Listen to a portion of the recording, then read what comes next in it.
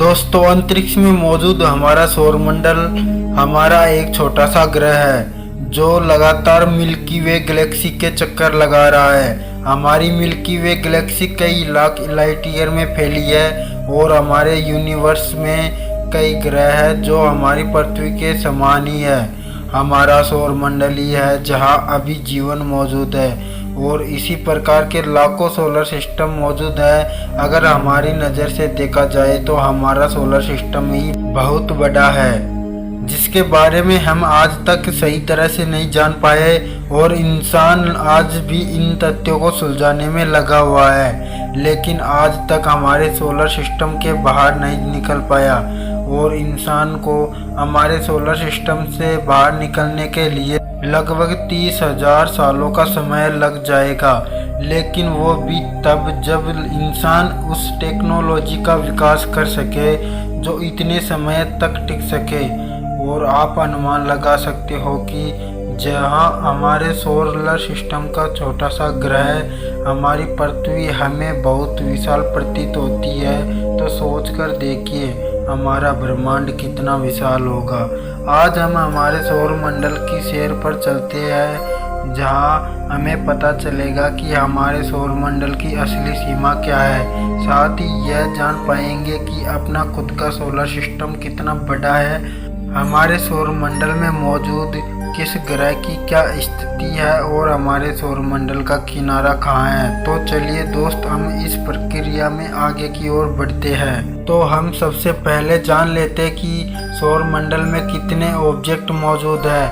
आकाश गंगा में सूर्य और उसके चारों ओर चक्कर लगाने वाले ग्रह, उपग्रह, उल्कापिंड और क्षुद्र ग्रहों के समूह को ही सौरमंडल कहते हैं। सौरमंडल में सूर्य और सभी खगोलीय पिंड गुरुत्वाकर्षण बल द्वारा एक दूसरे से बंधे हुए हैं।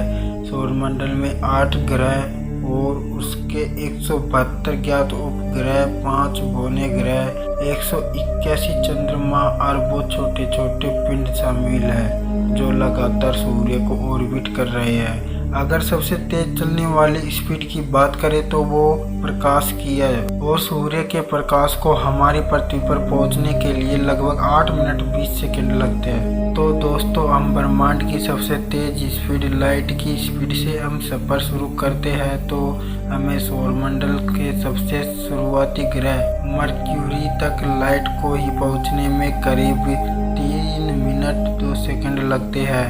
इस समय को कम मत आंकना, क्योंकि जैसे जैसे ग्रहों की दूरी बढ़ती जाती है वैसे वैसे ही समय सीमा बढ़ती जाती है और इंसान के पास अभी ये साधन मौजूद नहीं जो लाइट की स्पीड से ट्रेवल कर सके। अभी के समय में इंसान के पास मौजूद सबसे तेज चलने वाला यान पार्कर सोलर है जो अंतरिक्ष में करीब 6,92,000 किलोमीटर पर आवर की स्पीड से ट्रेवल कर रहा है और इस टेक्नोलॉजी से हमें मरकुरी तक पहुंचने में करीब 4 सालों का समय लग जाएगा।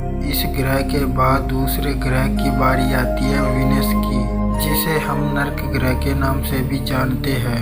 दोस्तों, सूर्य और विनस के बीच की दूरी 108.4 मिलियन किलोमीटर है, जिसे सूर्य का एक चक्कर लगाने में लगभग 225 दिन लग जाते हैं। यहाँ का तापमान धरती की किसी भी वस्तु को पिघला सकता है क्योंकि यहाँ का तापमान 475 डिग्री सेल्सियस तक होता है। विनस की रेडियस हमारी पृथ्वी की रेडियस के बराबर है।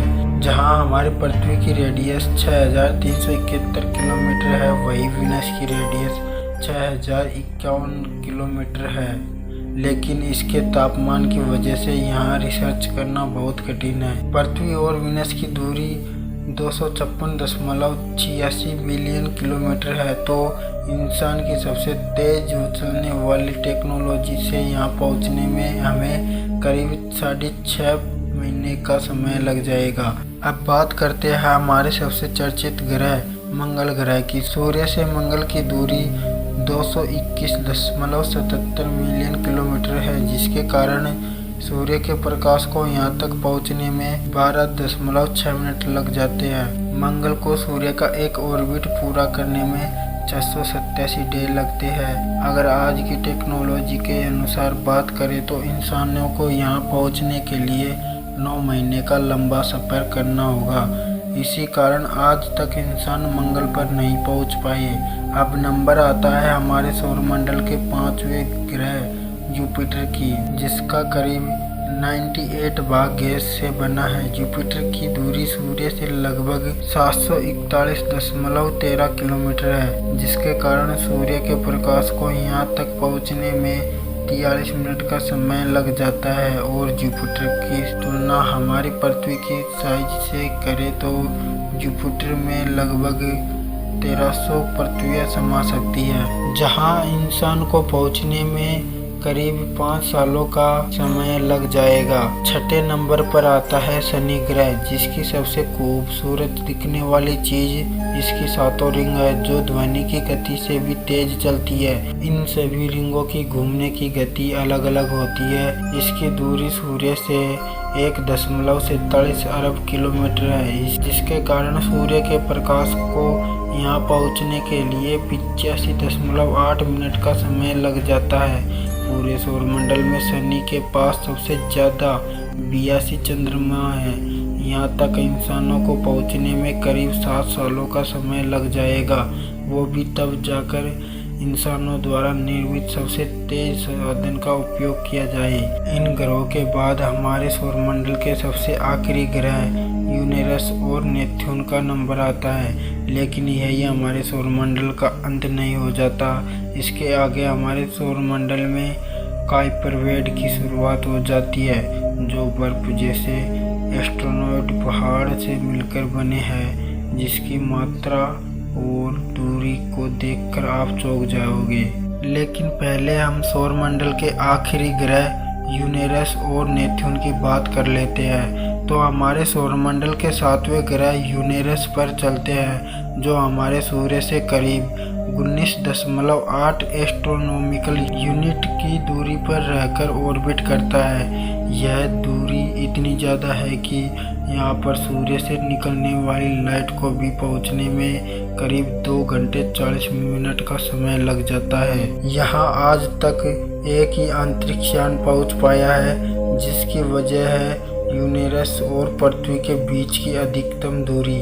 पृथ्वी और यूरेनस के बीच की दूरी 3 बिलियन किलोमीटर है, जहाँ इंसानों द्वारा सबसे तेज चलने वाले स्पेसक्राफ्ट को पहुंचने में 9 या 10 सालों का समय भी लग सकता है। हमारे सौरमंडल के आखिरी ग्रह नेपच्यून पर जहाँ सूर्य के प्रकाश को पहुंचने में करीब 4 घंटे लग जाते हैं, जो कि सूर्य से नेपच्यून की दूरी 30 एस्ट्रोनॉमिकल यूनिट्स है।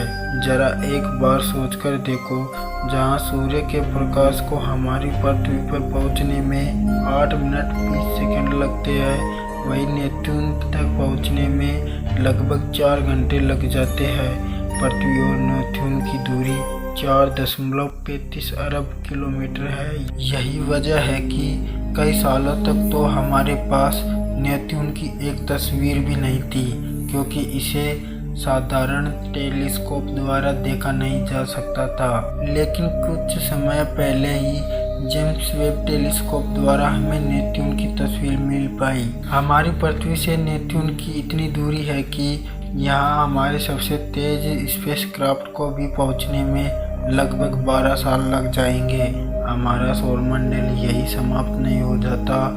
नेपच्यून के बाद हमारे सौरमंडल में कुइपर बेल्ट की शुरुआत हो जाती है, जो ज़्यादातर बड़े बड़े पहाड़ एस्ट्रॉइड बर्फीले पहाड़ों से मिलकर बने हैं। यह कुइपर बेल्ट हमारे सोलर सिस्टम में 55 एस्ट्रोनॉमिकल यूनिट से 100 एस्ट्रोनॉमिकल यूनिट तक फैला है। एक एस्ट्रोनॉमिकल यूनिट का मतलब है पृथ्वी और सूर्य के बीच की दूरी। एस्ट्रोनॉमिकल यूनिट्स का मतलब है 15 करोड़ किलोमीटर। अभी के समय में वज्रवन टेलीस्कोप इसी जगह मौजूद है। आप सोच रहे होंगे कि यही हमारे सौरमंडल का अंत हो जाता है, लेकिन यही हमारे सौरमंडल का अंत नहीं होता, क्योंकि कुइपर बेल्ट के बाद ओर्ट क्लाउड यानी दूसरे कुइपर बेल्ट की शुरुआत होती है, जिसे सौरमंडल का अंतिम छोर भी कह सकते हैं। लेकिन यह इतना विशाल है कि अंदाज़ा लगाना भी बहुत मुश्किल है। ऑर्ट क्लाउड 200 एस्ट्रोनॉमिकल से 2 लाख एस्ट्रोनॉमिकल यूनिट्स तक फैला है। ये खरबों किलोमीटर में फैला है, जहां सूर्य के प्रकाश को भी पहुंचने में 1 साल का समय लग जाता है।